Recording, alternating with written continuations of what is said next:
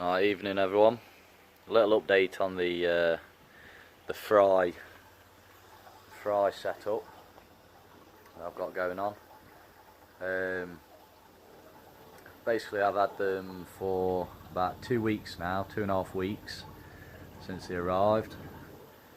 They're probably 3 or 4 times the size of what they were when they first arrived. We've got 275 in total, 25 jumbo chags and 250 standard mix with a lot of different varieties. I'm currently using the 450 gallon quarantine tank which I've got on the back garden.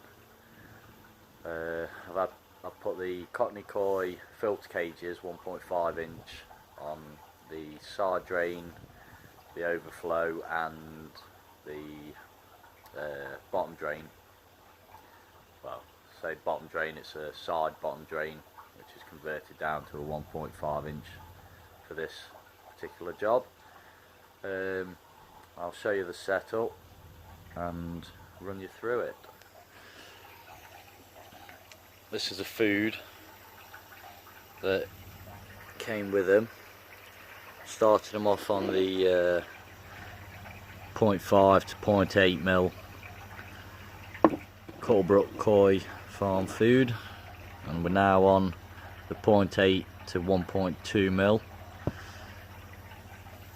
They absolutely love that, they really do. Seems a really good food. The filter is just a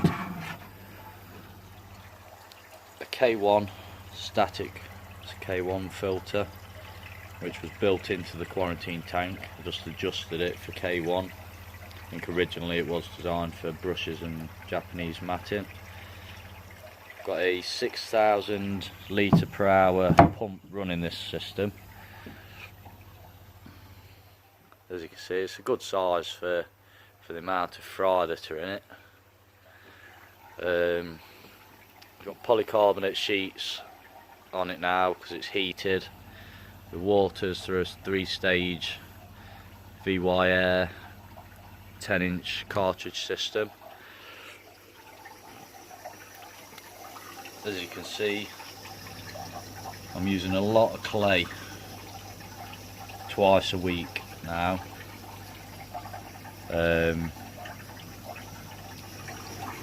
It's heated. It was heated to 23 degrees originally. Let's see if you can see the trickling. See that? That's constantly trickling fresh water in, and then it goes to the overflow which is over there. We're on 80 litre per minute air pump running this, but it's turned down quite a lot, so you're probably looking at about 30-40 litres per minute of air going in, plus a Venturi.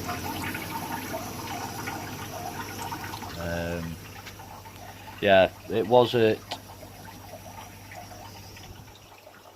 23 degrees Celsius I had it at, but I found it was costing a fortune to heat to them temperatures, so I've now dropped it down from yesterday and today down to 19 degrees Celsius.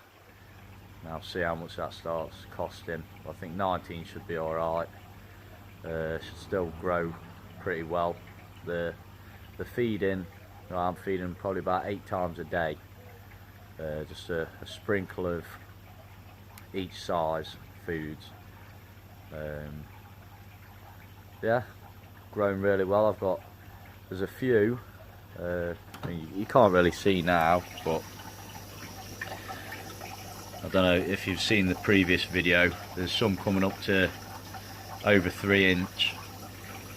And like I say, it's literally just 2.5 weeks I think I've had them, and there was around 1.5 inches, the biggest one I'd have said, when they arrived. They weren't quite 2 inches, but there's plenty of flow in here. the water's being changed constantly, which obviously increases the cost of heating, because you're putting colder water in all the time. But the main concern is obviously keeping your water quality as good as possible.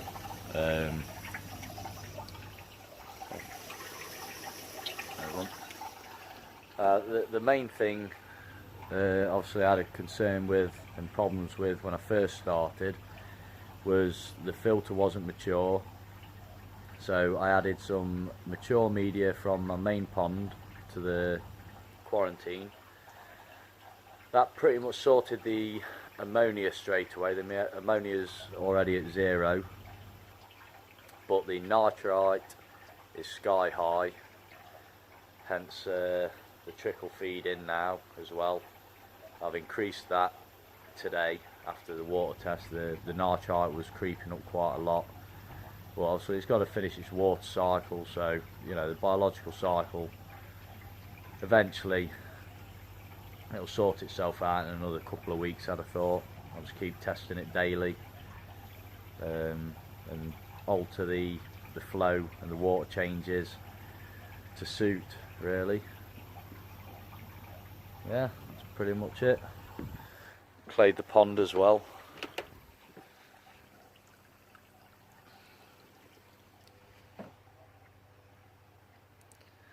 I've stopped feeding the fish today because they're constantly eating all the algae, look, and it's making a right mess. So I put a lot of clay in today and emptied the auto feeder and turned that off.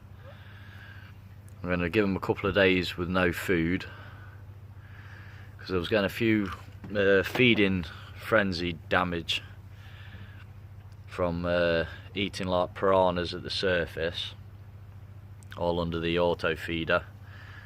There's a few raised scales and a bit of fin damage. So I've stopped the feeder for a bit and see if I'll just start hand feeding them now, just chucking it in manually for a few days, see how that goes. You see here, treated that scale today. A bit of gill damage on the Asagi.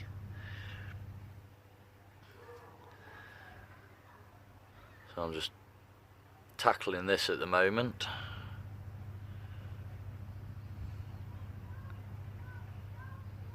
Sunburn still hasn't gone off the goshiki on its head.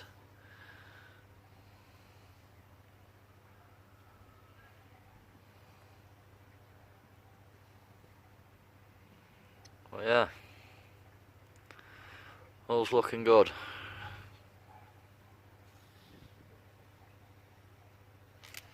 Right, thanks for watching.